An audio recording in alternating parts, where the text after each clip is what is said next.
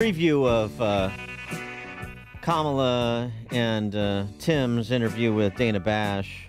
Interview in quotation marks with Dana Bash yesterday, or tomorrow, I should say. This is an interview. This is Dana Bash helping to facilitate them from shaky ground because of all the flip-flopping and so forth and socialism to terra firma. That's the point of the interview. But a preview of that was had the other day when Senator Sacagawea visited CNBC to talk about price controls with Joe Kernan on CNBC. And what you hear from Elizabeth Warren, you'll more likely than not, hear from Kamala tomorrow in trying to explain her way out of, these Soviet-era policies. For the last 30 years, as 36 states have price gouging laws, and they have used them effectively. States like Texas and Florida, they've used price gouging laws. Price gouging laws are not price control.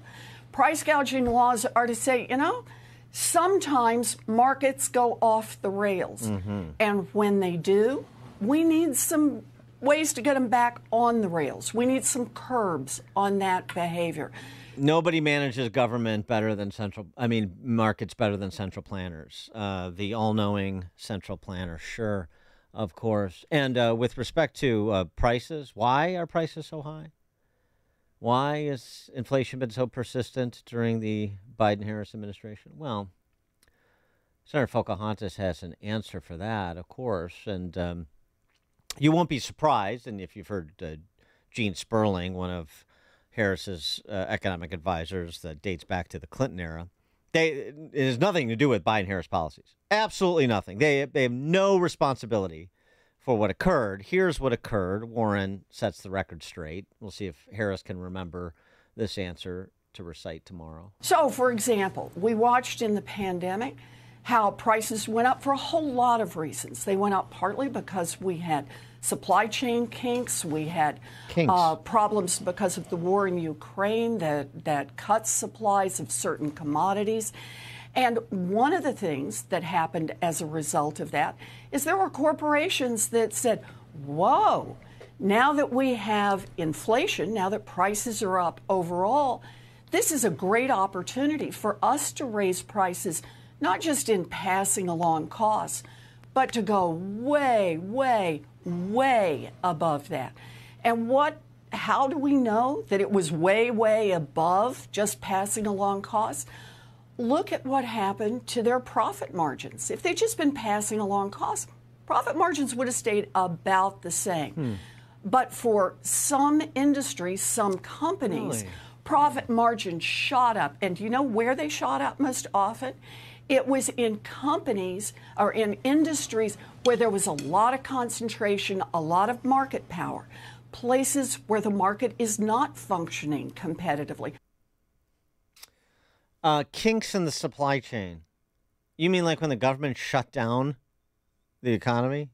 Shut down production? Is that a kink in the supply chain that you're talking about? If they were just passing along costs. What happens when your costs increase exponentially because of that other thing I said, shutting down production?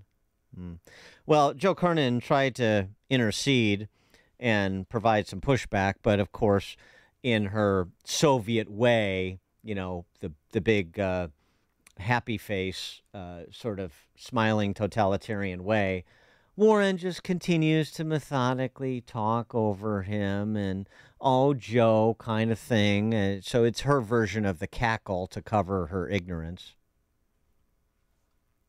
You end up with something like this giant egg producer, Cal-Maine. And Cal-Maine raises the price of eggs. Their profit margins increase by 718%. That's not just passing along costs. Senator, and that is a time that's sophistry. Your example on Kraft. Your example on Kraft is even worse. You finished first.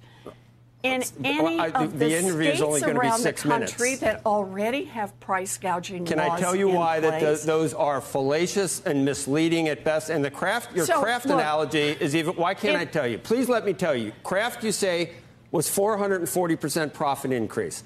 The example you used, the prior quarter from the year before, they had a charge of $1.3 billion, an accounting change which wiped out profits. Then they earned what they normally. Let me finish now. They earned. You didn't let me finish. Look at the data. Come on. We have economic study now after economic study. This is the way it always goes. When there is more concentration, 40 million eggs were destroyed because of avian flu. When there is more concentration in an industry, we have seen much greater increases in Do you attribute the inflation? Margins. Big That's egg. what you think we need to do to solve it? They're not random. They are not random one-offs. It is part of the problem when you've got companies that are gouging consumers on prices. Consumers need to know they've got somebody on their side. Senator, and listen, we're trying to help. We're trying to actually do. Where are you in the 37 states that currently have price gouging? Exactly. It's big egg. Concentrated industries where the markets don't work, like the notorious egg industry. Get ready for it. Kamala Harris is going to do her best to impersonate Elizabeth Warren tomorrow on that issue. Steve Moore, economist, author of Govzilla, joins us. Steve, thanks for being with us. Good morning, Dad. Oh, when markets don't work, that's when Elizabeth Warren has to step in. Concentrated industries where there's not competition, like grocery stores, eggs, homes, etc., home building.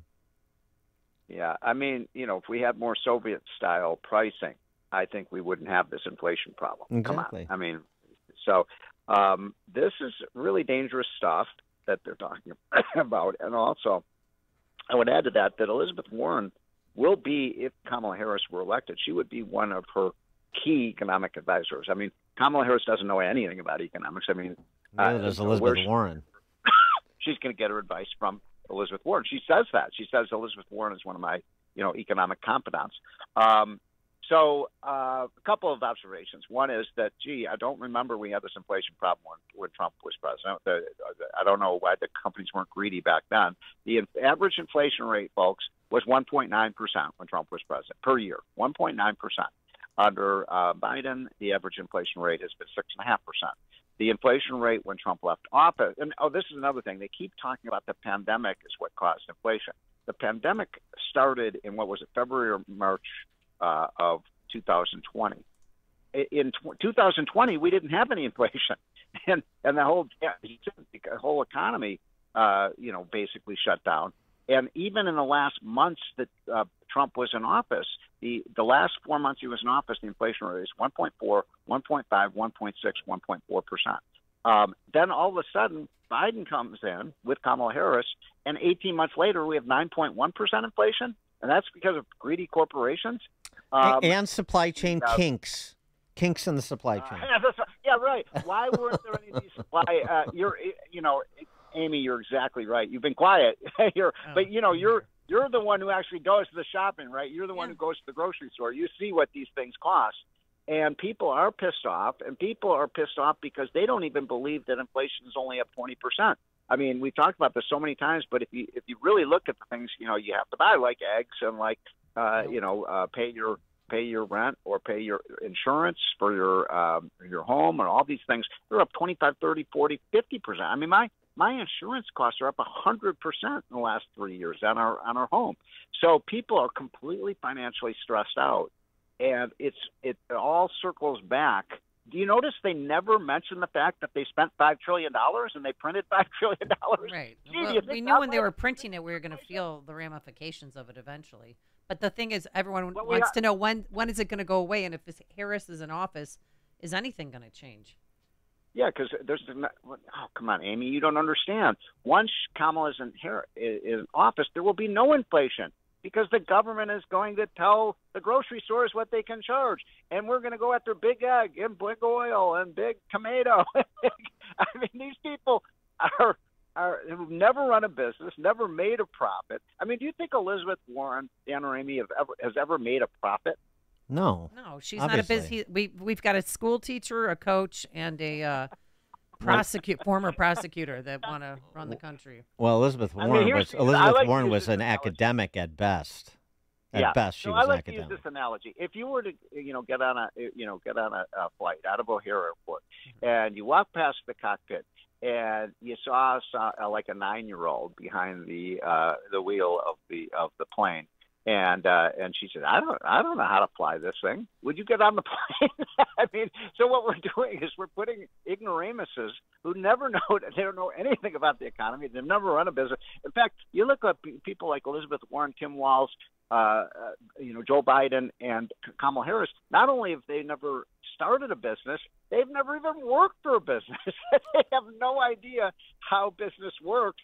And they're telling businesses how to run their operation. I know you've got a lot of people who listen to this show who actually do run businesses, and they're probably completely insulted by this whole argument that Elizabeth Warren is making. Your conversations, any recent with Trump? I noticed we played the spot that his campaign is now running. That is Kamala versus Kamala on Bidenomics, which is a pretty good spot. Yep. So he seems to be, zeroing in on obviously border with the families of what the Angel Moms the other day.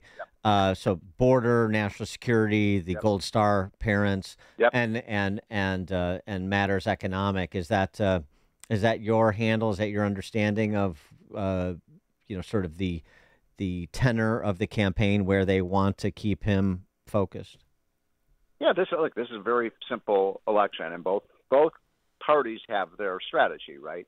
Democrats want to make this election about abortion, right? That this is about abortion, and Republicans, and I'm part of the Trump team. We want to make it about the economy, about prices, about what's going on at the border, about what's happening with businesses, and if people vote their pocketbook and they vote about the kitchen table issues, Trump will win. If they're single issue voters on abortion, then probably Kamala Harris will win. But the stakes here are really high because we're running a $35 trillion debt. Her plan is to raise another $8 trillion in that, and the plan we haven't even talked about, Dan. Her tax plan. She wants the biggest tax increase, and not only the press keeps getting this wrong. They keep saying in American history. No, it would be the biggest tax increase in the history of civilization, in the history of the world, and we're going to tax our way to prosperity. Well, I mean, the unrealized capital gains tax and other things that she's proposed that are probably not going to happen. But even to propose them is to expose yourself. I get it. But one of the other things let me hold on. Well, I'm so sick of people saying, "Oh, don't worry, she's not." I'm not saying don't worry. I'm not saying don't worry. No, but I mean that's what the Democrats keep saying. Oh yeah, she has these lunatic ideas, but don't worry, she won't have the votes to do it. Don't worry. Like, that's your answer. She's only philosophically a lunatic. She's not practically one. But exactly. But that speaks to my point about Trump. They're trying to make it about abortion, but they're also, as they did in the convention, Trump is a disqualifying figure. He is a bad human being. Forget discussions on tax rates or anything else. He's a bad human being, unfit for the office. So to me, part of that close is who gets to position themselves as that pragmatic problem solver. If Kamala Harris was smart, she'd try to do that tomorrow night. Well, I don't know that she'll be able, but Trump can do that and focus away from whether you like me or not, or all the personality politics, and just like, look, I'm just a guy trying to solve problems here, and these are commonsensical, sort of rational solutions to problems. And over there, you've got all of this sort of muddled, airy silliness that has no practical application to the real world. I think that's well put. I think that's exactly what the campaign, the Trump campaign wants to do, is make it about how we solve practical problems. Although it's going to be tough because Kamala really is. I mean, literally every 2 or 3 days she changes her position. Right. But just like in the last 5 days. Let me just give you an example. Okay. Did you know she's now in favor of building the wall? Yes. Oh, yeah, we talked about that. Yeah. Mm-hmm. She's a real MAGA supporter, isn't she? She should put on a MAGA hat and just say, I agree with every policy Trump wants to put back into place. That's a great. That'd be a great cartoon, by the way, Amy. She should come to the debate with a MAGA hat on. I'm for building the wall. I'm for business. I'm for what's her? Oh, I'm for fracking. No longer for the Green New Deal. She's for fracking. Folks, which Kamala? She really is the Kamala the chameleon. You never know from one day to the next. I don't know how Trump is going to debate her because she'll probably switch her position inside the debate. By the way, I have an item in our hotline today, Daniel, and it really does remind me of the old Groucho Marx line. Remember, where he used to say, "These are my principles, and if you don't like them, I have other ones." Right. Mm-hmm. And that's Kamala for you. And by the way, Stephen Moore, I should mention, you're coming back to town for a little event next month. We'll remind people after Labor Day, too. But Thursday, September 19th, Stephen Moore and Pastor Corey Brooks, and New Trier Neighbors hosting it, newtrierneighbors.com. And the title of the night Are you coming? I don't know yet. I have to check my schedule. Amy, can you come? I actually probably can come. Ideas Have Consequences is the name of it. We have 3 superstars on the stage. Well, Ideas Have Consequences. That's the name of it. Somebody is plagiarizing Richard Weaver, and I'm going to have to call people out on that. Anyway, Ideas Have Consequences, September 19th, New Trier Neighbors, Steve Moore, Pastor Corey Brooks.